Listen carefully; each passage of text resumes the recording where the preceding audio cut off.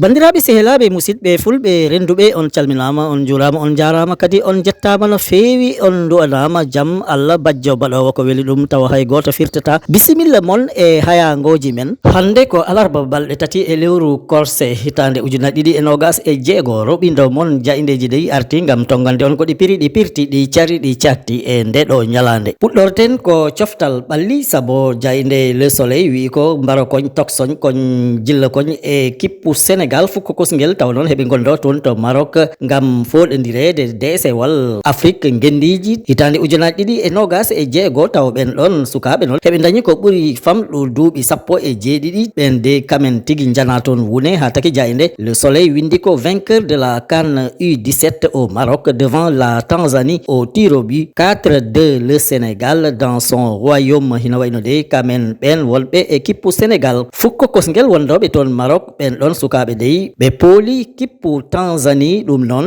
de hojomaji ɗi foof gasi mbo kalat dañino gotel e si noon deɓe jaahi ko wiyete ko e tir au but nden tigui Sénégal dañi nayyi Tanzanie dañi ɗiɗi jayde de ɓisdi hen ko les lionceaux ont fait preuve d'une remarquable résilience pour décrocher leur deuxième sacre continental après celui de 2023 hina wayno de kon ɗon mbara koñ mbat koñ liggey mantiniɗo teskaɗo e si noon jiɗaɗo ɗum watti bolɗiɗi heɓe ƴetta ngal ɗon desewal saabu jayde nde siwtiniri ko hitande ujunnaje ɗiɗi e nogas e tati woni 2023 de mbara koñ Sénégal ƴettino ngal ɗon desewal wadde wayi noko ɓe ndewi ɗo rewateno ɓe mbaɗi ko waɗateno noon tigui jayde le soleil wiri ɗum e ɗerewol mum adanol jayde rewmi quotidien sport plus de arti hen ko yaaji saabu windi ko Maroc Sénégal champion d'Afrique U17 le Sénégal remporte sa deuxième CAN U17 hino wayno de jayde nde wi ko toon to Maroc de kippu Sénégal sukaɓe dañɓe ko ɓuuri famɗu duuɓi sappo e jeeɗiɗi kamen de tigui ɓe naɓi ngal ɗon desawal woni coupe d'Afrique des nations ɗum noon wayino ko jayde de wi ko ngol woni boli ɗiɗi de kippu Sénégal fukko kosgel tawa ko sukaɓe ɓe dañani duuɓi sappo e jeeɗiɗi de kamen naɓi tigui nde ɗo hoodere ɗum woni boli ɗiɗi heɓe ƴetta nden ɗon hoodere e wiide jayde rewmi quotidien sport plus jayde tribune sport ne gonɗini ɗum nunɗini ɗum saabu windi ko champion CAF U17 Africa Cup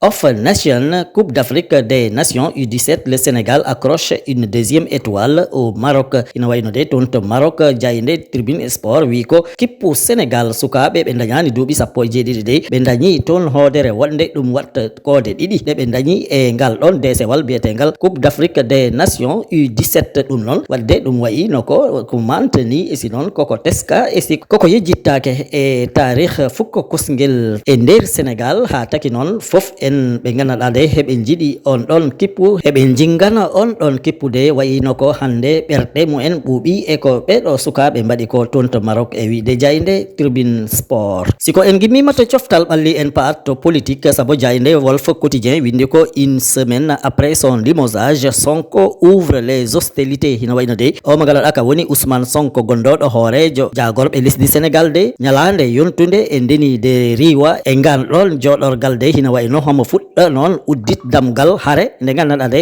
ende fayi hakkude mum e o mo ganduɗa ka woni Bassirou Diomaye Diakhar Faye keyniɗo lesdi Sénégal noon tigui jayde ɓesdiri hen les complots continuent si je le voulais demain ce gouvernement tombe hino wayno de ɓile ɗe dewɗe hakkude Ousmane Sonko e Bassirou Diomaye Diakhar Faye de e nder jayde he hino wayno ɓe mbi ko heɗe ɓesda yawtu heɗe gabbo seese teɗe dartaki jayde ɓesdi hen o mo ganduɗa ka woni hande keyniɗo suudu sarɗiji woni président assemblée nationale Ousmane Sonko wi si welino ɗum hande walla janggo hombo wawi lib laamu o mo ganduɗa ka woni Bassirou Diomaye Diakhar Faye saabu noon gouvernement o hombo mo wawi lib te ko ɗum darata ko jayde ɓesdi hen le casting au ministère de la justice ne nous rassure pas hina wayno de kam Ousmane Sonko e nder jayde Walf Quotidien ha joni wi ko o mo ganduɗa kam jogui hande jagorgal pangal e cuuɗi ñawirɗi de wi kamen kam ɗum ɓuɓnani ɓernde mumen isi noon ɗum addani hoolare hakkude mumen e laamu ngu e wiide jayde Walf Quotidien jayde l'observateur L'Obs de arti hen kamne ko yaaji sabu windi ko divorce politique consommé. Sonko balance tout et met en garde Diomaye hino wayno ceeral Ousmane Sonko e Bassirou Diomaye Diakhar Faye de ɗum kam hanti ɗum waɗi ala sikki sakka ala yah garta non tigi jayde windir ɗum sabu ɓesdi hen ko kam Ousmane Sonko de amboni jertina Bassirou Diomaye Diakhar Faye e si noon amboni tigi harto o mo ganduɗa kam heyni hande lesdi Sénégal woni Bassirou Diomaye Diakhar Faye jayde windi e ɗerewol mum adonol ko le protocole de Cap Manuel, les dessous de son limogeage du poste de premier ministre et la formation du nouveau gouvernement ina waydete ɗum fof omo ganduɗa ka woni Ousmane Sonko arti hen wi goɓe jiile e batuji ɗeɓe mbaɗatno toon nde ɓe goni kaso biyeteɗo Cap Manuel de Ousmane Sonko arti hen ko yaaji laɓɓini hen ko heewi e si noon ko taki ko Ousmane Sonko riwa kam arti hen ko yaaji e ɗerewol mum adonol jayde le parlement kam arti ko e koppareje kewɗe ɗe ganduɗa de ɗe potino natne e liggeyaji ɗi ganduɗa de kam ɗi gaddata ndoyam e guure gonɗe e dowri woni électrification ɗen guure noon heɗe tolno e ujunere e temedde jeeɗiɗi e capanɗe nayyi guure ɗe ganduɗa de ɗen ɗon koppareje toon ɗe potno nat gam tigui ɗe mbawa wet ndoyam ɗen guure hina wayno noon gon wuuro joguigo on ɗon liggey tawa noon ko ASER wiyete hina wayno gon wuuro de hongo majji e si noon ngo natti anduɗo ngo abbi e wiide jayde le parlement noon tigui windiri ɗum bom financement du marché numéro TO 296 24 DK devant électrifier 1740 villages laser perd le réseau ina wayno de jayde ɓisdi hen ko Jean-Michel Sène à Cheikh Diba aussi bien sur le plan technique sur le plan financier. Laser a entrepris l'ensemble des diligences nécessaires visant à lever l'ensemble des obstacles relevant de ses responsabilités et à sécuriser l'exécution normale du projet. Omagara woni Jean-Michel Sen tawonon kam heyni ASER wi omagara kam jogi hande koppareje ngalu e ɓamtare e faggulu woni Cheikh Dibade wi ɗum kala ko fotno waɗe ASER waɗi ɗum kayitaji ɗereji e liggey hakkille ngam ɗen ɗon koppareje mbawa yaltu e si noon ɗe natne ɗo ɗe poti natne ha ɗen ɗon guure mbiɗen tolniɗe e ujunere e temedde jeeɗiɗi e capanɗe nayyi mbawa dañ ndoyam woni électrification rurale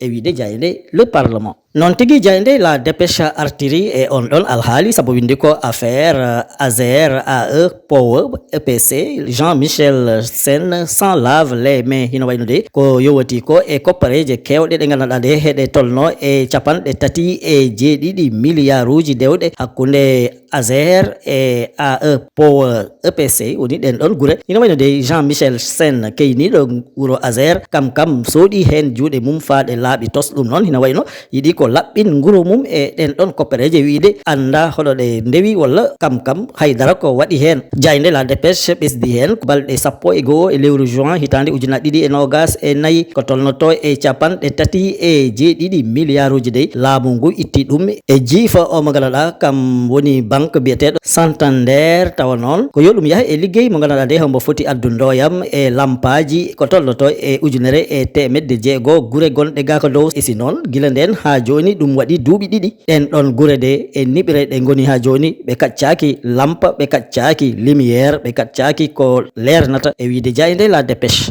gasnirten roɓinɗo jaydeji men hande ko jayde la libération sabu windi ko Mara milliardaire corse son dossier o mo ganduɗa kam wiyete Mara milliardaire de hina wayno ɓesdi tiɗnu nanggal mum e si noon ɓesdi musnu ɗum ko ganduɗa kam ɗum yowi e dow mum sabu jayde windi ko kam on bo ganduɗa hombo ɓuuri lollir Abdoulaye Faye tawa ko Mara milliardaire wiyete kam de homo nangono e sukkude e sukaɓe homo ɗumen ɓuura doole homo leloda mumen e si noon homo ɗumen rabta o ñaw biyeteɗo sida e goɗɗum ko ganduɗa ɗum moƴƴani kam on noon Abdoulaye Faye de hina wayno de itta toon to kaso dik naɓa suudu ñawirdude ɗon tigui yiɗno dok rewi e palantere he ngam yo dok ɗum noon nde naɓa toon to hôpital Abbas Ndaw hombo fotno ƴeewe ƴewtide e si noon ƴeewe ko wondi noon tigui wi ko reedu mum hunto doga ha yahi nder wano kaji to toon tigui rewi e palantere he dogi e si hatta nanga de kam adda e yeeso ñawowo de Mara milliardaire wi ko sa yii miijino dok yinno ko harade warto wara hoore mum e wiide jayde la libération bandiraɓe sehilaɓe ɗum wonɗo seeɗa e komin gaddanno on e ko jaydeji ɗi dawi ɗi bindi hande tottodiren aadi ha sanga goɗɗo so weeli Allah joom baɗe e bawɗe o